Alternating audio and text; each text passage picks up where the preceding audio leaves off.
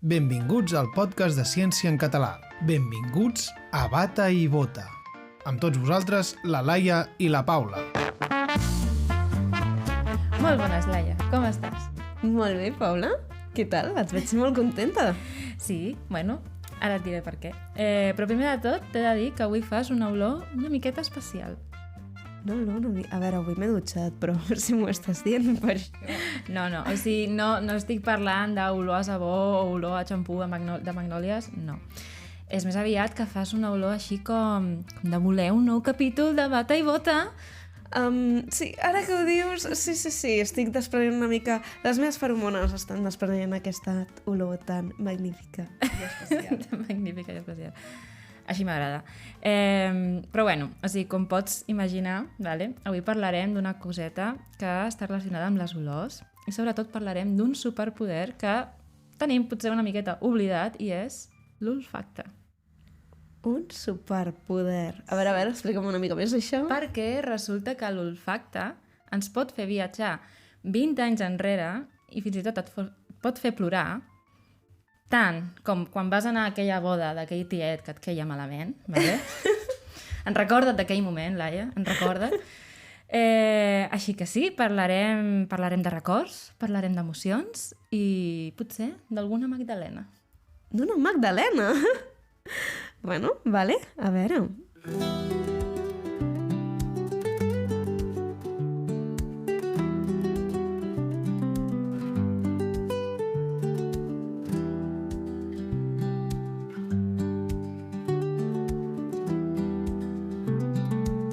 Vale, començarem entenent una miqueta com funcionen les senyals olfactives i com aquestes interaccionen amb la memòria. Vale. Llavors resulta que dins del nas hi tenim centenars de receptors que detecten diferents molècules oloroses. Vale? I aquestes molècules encaixen amb el seu receptor. És a dir, com si fos una miqueta el Tinder molecular, saps? O sigui... M'ha encantat això. Sí. És com que hi ha doncs, això, les molècules de l'olor, no? De les partícules que rebem de l'exterior, llavors aquestes van a parar al nostre nas i van mirant receptors i diuen aquest m'agrada, aquest no m'agrada, aquest m'agrada. I quan li agrada fan match. Llavors, una vegada aquestes molècules s'uneixen als receptors, això desencadena una senyal que viatjarà al bulb olfactori, que es troba entre el nas i el cervell. Vale, tot això dintre de... són estructures que formen part del cervell, no? Sí, efectivament. Vale. I d'aquí, del bulb olfactori, les senyals es transmetran a 3 estructures essencials per connectar les olors amb la memòria. Vale, guai. Llavors, quines són aquestes estructures? Per una banda tenim l'escorça olfactiva o piriforme, que identifica les olors, és a dir, que els hi posa una etiqueta, ¿vale? Si tu, per exemple, olores, jo què sé, el sabó de Marsella de la iaia, doncs l'escorça olfactiva li posarà l'etiqueta. Vale, seguim. Després tenim l'amígdala, que participa en la generació d'emocions. Vale? I per últim tenim l'hipocamp, que emmagatzema i organitza els records. Vale? Llavors, si l'hipocamp considera que l'olor és important, pot arxivar la informació i emmagatzemar-la indefinidament. Vale, o sigui, m'estàs dient que el meu cervell realment el que fa és prioritzar segons quines olors. Per això m'he obsessionat tant la pizza. Efectivament, sí. O sigui, hi ha olors que tenen més prioritat que d'altres i tot depèn de com t'hagin fet sentir. Per exemple, tu la pizza doncs, et fa sentir una emoció dintre que... Buah! Llavors, clar, doncs, el teu hipocamp diu la pizza sempre estarà en el nostre cervell com prioritat. Buah, no ho saps tu bé. I bueno, i fins i tot, dècades després, la mateixa olor pot fer que recordis i tornis a viure doncs, aquestes emocions que et van fer viure aquell record, saps? I, bueno, algo també molt curiós és que el camí que fan les senyals olfactives a la nostra memòria és directe. Com és... Què? O sigui, per exemple, la vista o l'oïda primer han de passar pel tàlem. Ah, val. Una altra estructura. Una altra estructura del cervell. Com si fessin la cua a l'aeroport, saps?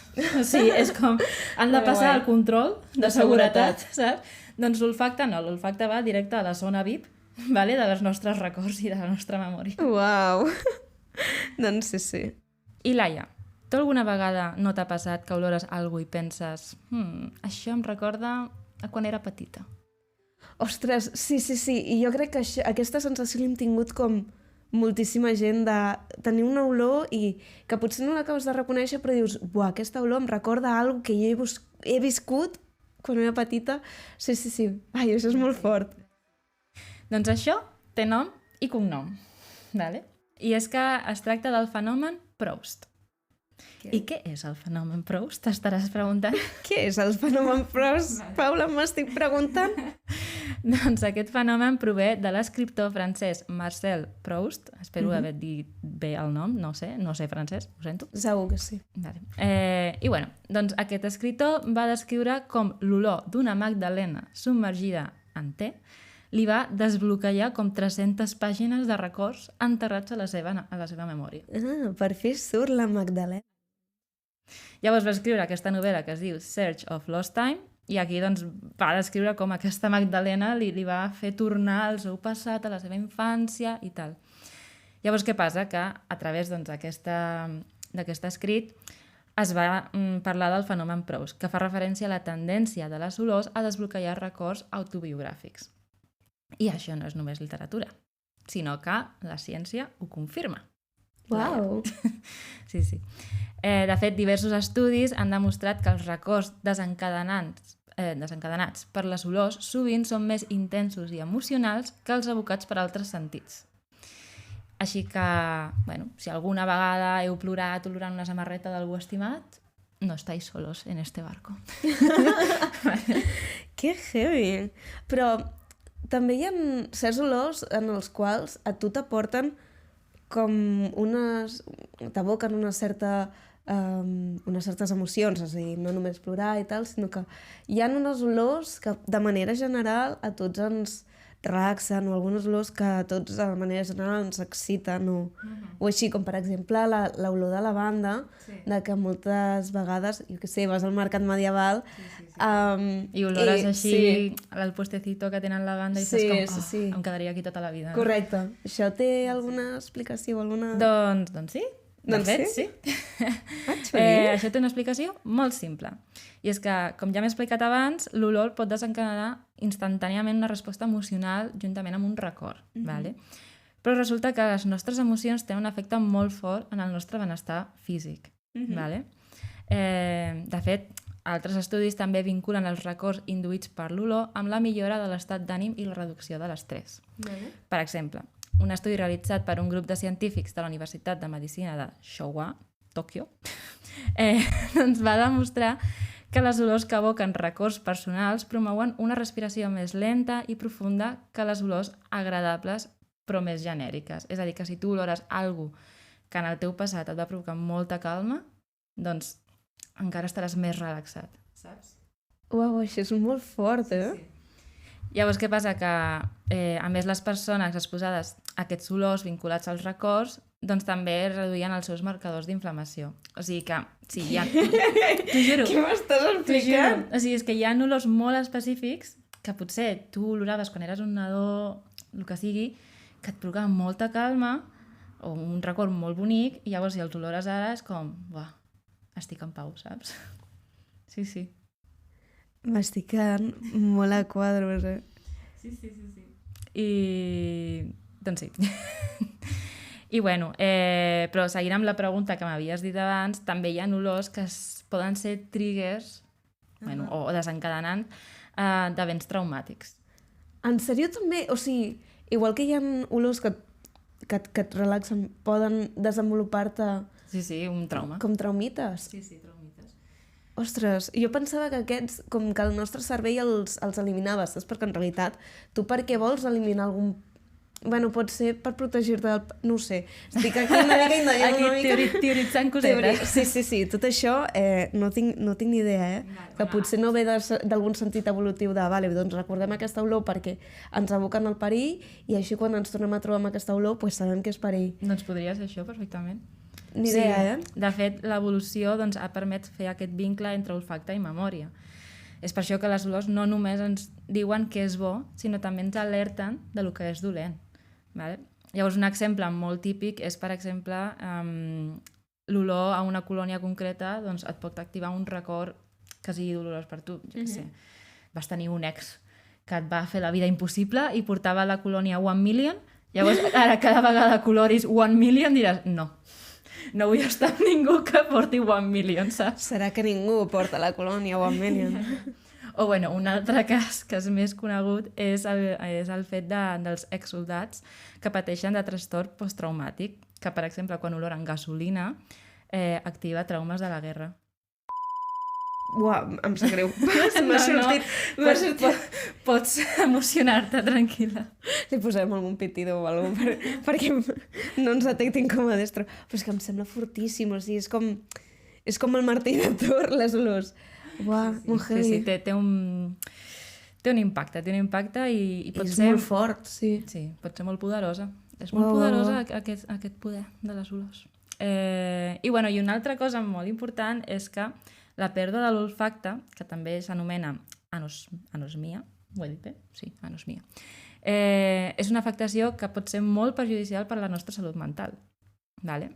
I és que si de sobte se'ns nega totalment el sentit de l'olfacte, ens podem sentir confusos, amb sentiments de tristesa i desconcertats en el món. O sigui, no, desconnectats. Totalment desconnectats amb el món. És a dir, que si perdem l'olfacte és com que se'ns desajusta la nostra brúixola emocional. Totalment. Uau. Jo ara mateix estava pensant en que moltes vegades parlem del gust i que el gust també està relacionat amb l'olfacte. És a dir, que perdent l'olfacte també hi ha una part d'altres sentits que estàs perdent. Exacte. O sigui, de fet, quan estava mirant el capítol i tal, doncs vaig llegir que una de les coses que ens passa és que quan mengem alguna cosa tipus xocolata o jo què sé, menges un gelat de vainilla, no només, o sigui, el gust que tenim de la xocolata o la vainilla no només està relacionat per les nostres pròpies gustatives, sinó que és l'olor també. I si mengem alguna cosa sense olorar, només notarem el gust tipus si és dolç, si és salat, si és àcid, però no notarem, o sigui, no sabríem identificar si és xocolata, si és vainilla, si és llima, llimona, saps? Sí, l'olor al final també forma un paper molt important en la identificació d'allò que mengem o allò que... Uau, deu ser com molt frustrant per la gent que perd l'olor, perquè és això, o sigui, no només perds l'olor, sinó que perds totes les coses que estan, que estan relacionades. Que estan connectades, exacte. Ai, i ara jo m'estava preguntant perquè en realitat, o sigui, els receptors olfactius... ara potser la leo una mica, però són cèl·lules, bueno, són parts són parts de les cèl·lules. Són parts d'una cèl·lula, aleshores. Nosaltres tenim el recanvi cel·lular, és a dir, que quan nosaltres ens anem a fer grans, se'ns van morint aquestes cèl·lules i van naixent unes altres. Que això és una mica, pues, per tant, una mica el tema de la filosofia, allò de que som i no som els mateixos, perquè sí que tu continues sent la Paula, però realment no ets la Paula, la mateixa Paula que quan tenies un any, perquè se t'han recanviat. Exacte, les meves cèl·lules són totalment diferents, segurament. Sí. Però clar, intentes fer, o sigui, el teu cos intenta fer cèl·lules que siguin bastant semblants unes amb les altres, però a vegades comet errors, vull dir, a mesura que ens anem fent grans, el punt de la meva qüestió és... Vale.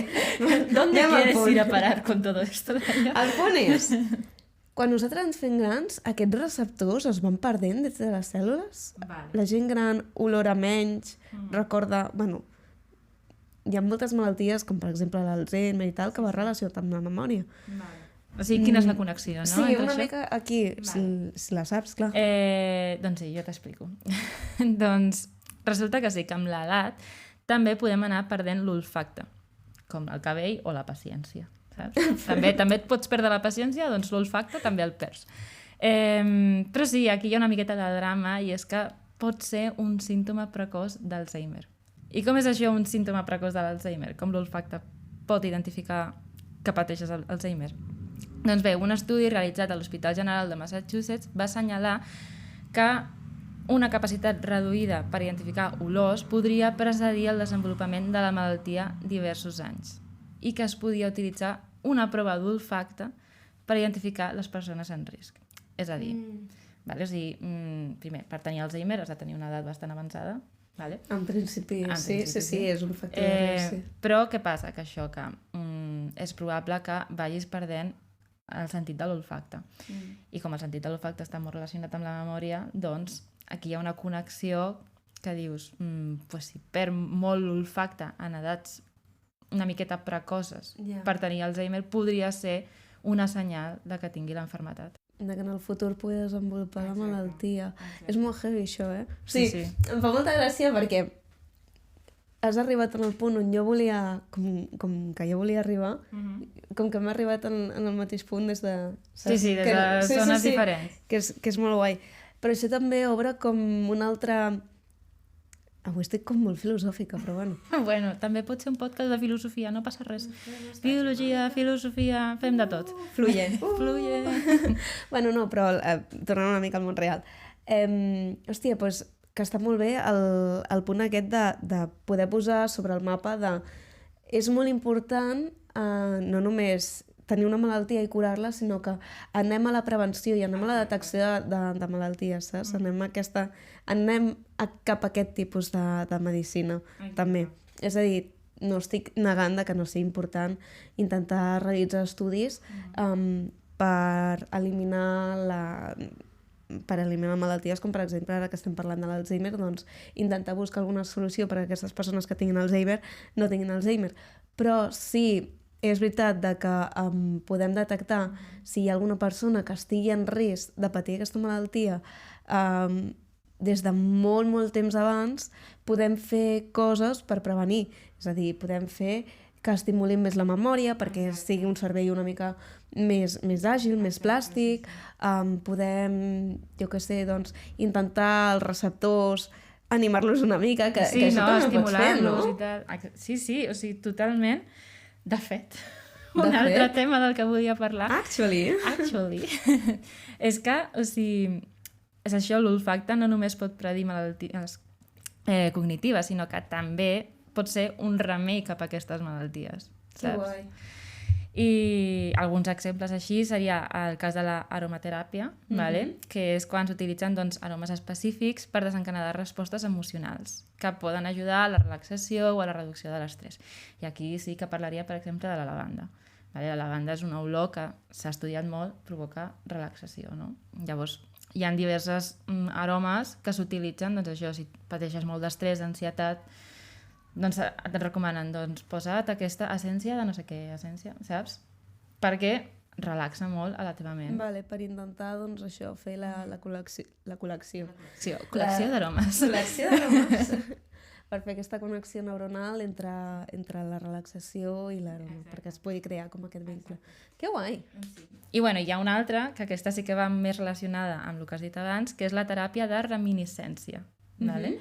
I és que doncs, a la gent gran o a les persones amb deficiències de memòria, com el cas de l'Alzheimer, doncs s'exposen a aromes del seu passat per fer-los recordar i estimular la memòria. Saps? Ai, això és molt maco. Sí, és molt maco. Perquè, saps, imagina, no sé, a mi em passava, la meva àvia doncs, va patir d'Alzheimer i a vegades penso, jope, hauria estat guai, no?, poder fer aquestes teràpies amb ella, de potser posar-li olors de la seva terra perquè ella era de Granada, saps? I potser això doncs, li feia estar més en el present o més calmada o com, no sé, ja portar-ho una miqueta millor, saps? Però sí. Ai, que trist. Ai, que trist. Jope. Emocional. És que, bueno, jo... A veure, és una miqueta així emotiu, però jo crec que és algo molt bonic. Sí, sí. I bueno, i així com a conclusió i com resum, doncs diguem que l'olfacte doncs, és un portal directe al passat, a les emocions i a la nostra identitat. Així que, bueno, la propera vegada que oloreu galetes, sabó de Marsella o la colònia de la vostra mare, no de l'ex, de la mare, atureu-vos un moment i penseu, quina història m'explica aquest olor? Que maco! I res. Ja està, no? Jo crec que ja seria hora d'anar tancant una mica el tema. Res més, gràcies per escoltar-nos, gràcies per escoltar Bata i Bota i apoyar el nostre projecte. I ja sabeu, ens podeu escoltar a l'Spotify, a l'Alexa. Ens podeu escoltar i veure en el YouTube, que pel YouTube moltes vegades no tenim vídeo perquè, bueno, coses de la vida, però sí que intentem posar subtítols per persones que tinguin dificultats d'audició o persones que siguin aprenent el català, doncs que puguin tenir aquest reforç per poder seguir-nos una mica i que aprenguin una mica... Sí, la nostra llengua. Exacte. La llengua de la nostra terra. I res més. I ja està. I què diem, Laia? Stay curious. Que vagi bé. Ai, ha quedat un capítol molt maco, Paula. Oh, cute.